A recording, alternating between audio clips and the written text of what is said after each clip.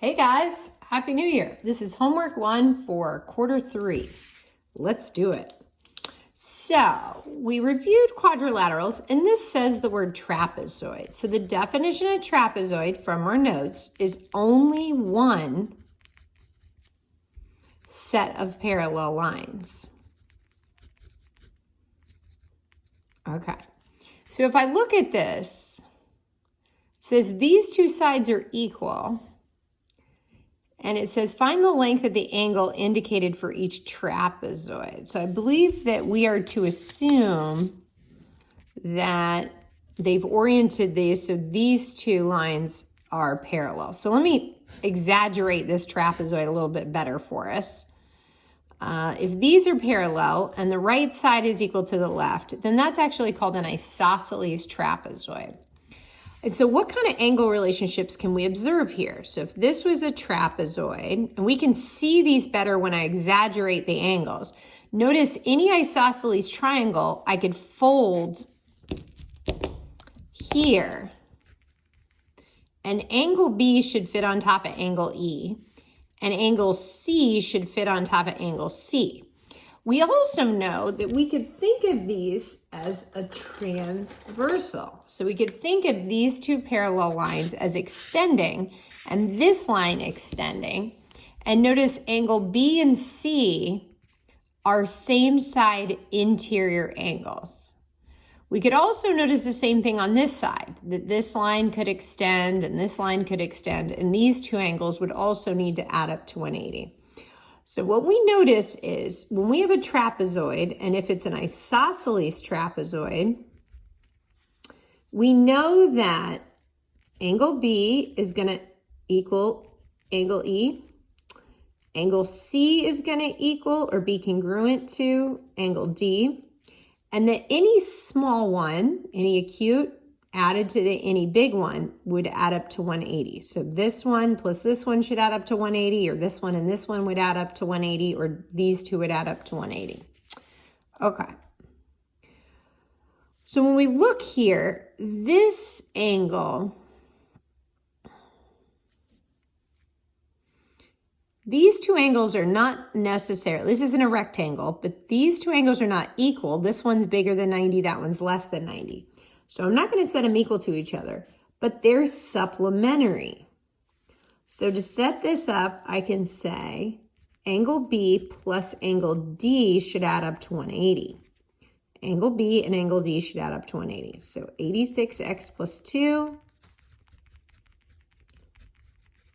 Okay, so let's try that out. We get 176x and 4 adds up to 180.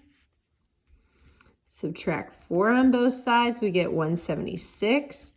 So 176 times x is equal to 176. If we divide 176 on both sides, we get 1. So sadly, I'm not done. If I go back up to my picture here, x is 1. So this angle would be 90 times 1, which is 90, plus 2. So that's 92. This would be 1, so 86, 87, 88. So that's 88. So again, back to my picture that exaggerates this a little bit more. This is 92. And so that's 92. That's 88. And that's 88. So what are they asking? They're asking for this angle up here, 92. So my answer is 92. Good job. Let's try the next one.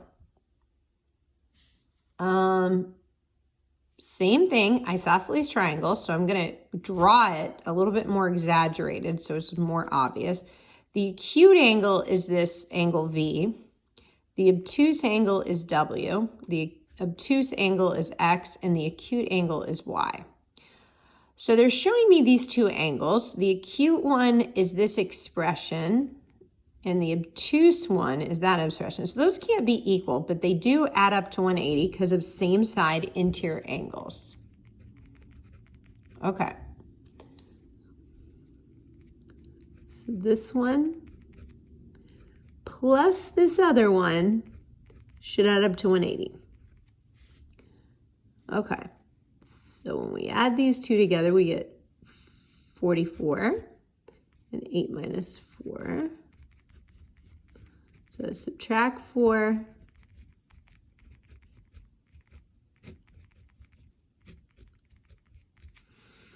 So 176 divided by 44.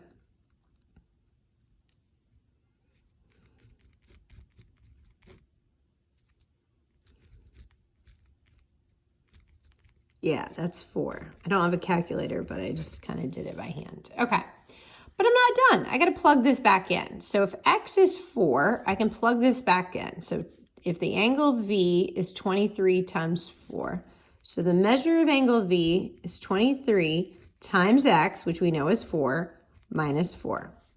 So it's 12, carry the 1. So 92 minus 4, which would be 88. So that's my answer. Good job, guys. Okay, let's keep going. Okay, now this is the obtuse one is this expression. The acute one is that expression. So they add together, they add up to 180.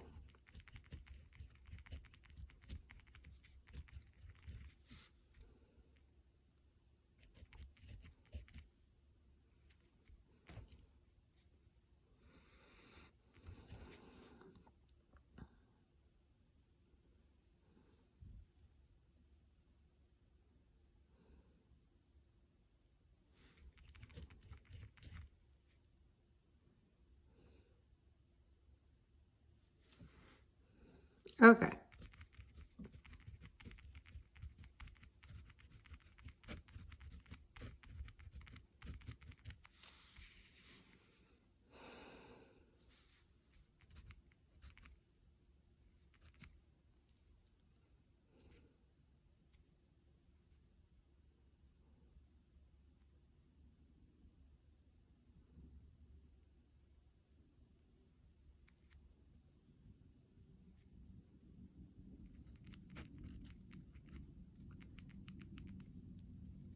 Okay, so that would be 7. Sorry, I don't have a calculator, but that would be 7. 189 divided by 27. So now I know, well, what is G? So that's my obtuse angle. So my obtuse angle is F. So whatever F is would also be G. So I'm going to plug this back in. 18, the measure of angle G has to be the same as F because they're both obtuse. So it'd be 18 times the 7, take away 21.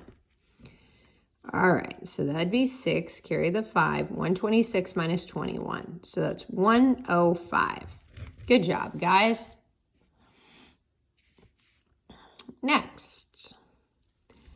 All right, so an obtuse and an acute. Those aren't equal, they add up to 180.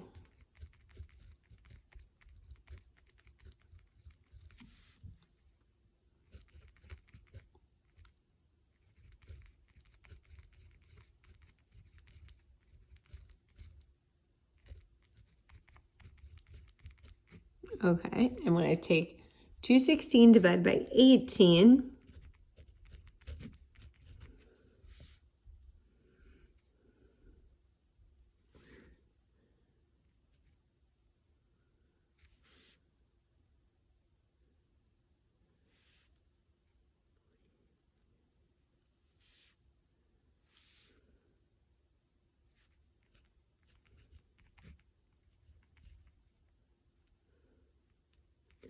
I get 12.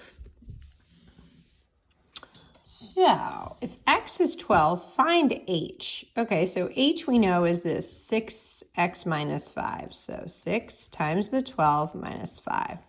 So that would be 72 minus 5, which is 67. Good job, guys. What do we got? Find the length of the diagonals indicated in the trapezoid. So if these are isosceles triangles, right, we know that they are symmetrical, vertically symmetrical. We also, can't you see these little triangles inside here? So because this angle and this angle are reflexive, these two angles are equal.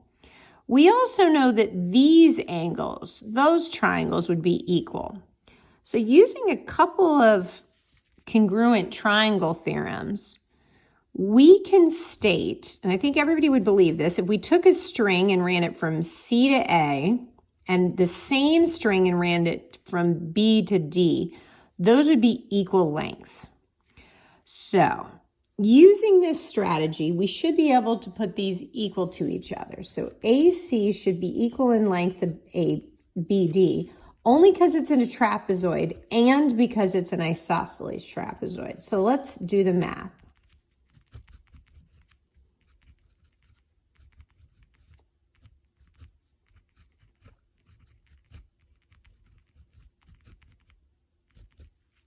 So now they said find AC. So we know AC is 4 times x, so 4 times 11 minus 30.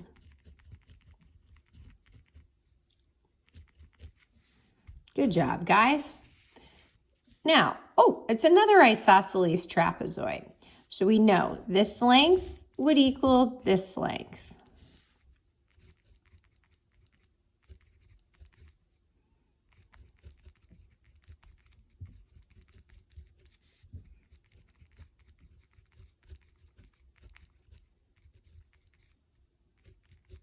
Okay, so x is 1. Now it says find CE. So we know CE is negative 4 plus 2x, and we said x is 5. So this would be negative 4 plus 10, also 6. Good job. 2 more. Isosceles trapezoid, so TV has to equal SU. TV has to match SU. So 22x has to match 19x plus 3.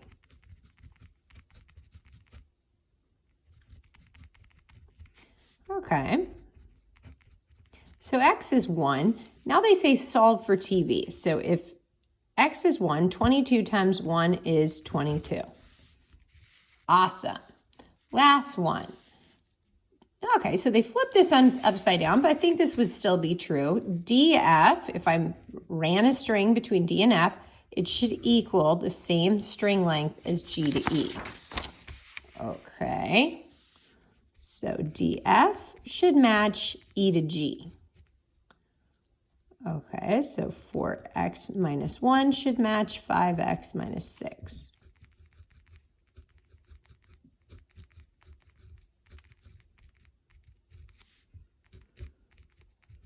Okay, so x is 5. Now let's find df. If df really is 4 times x, and we know x now is 5, we can subtract 1 to solve for df. So that'd be 20 minus 1, or 19. Enjoy, guys.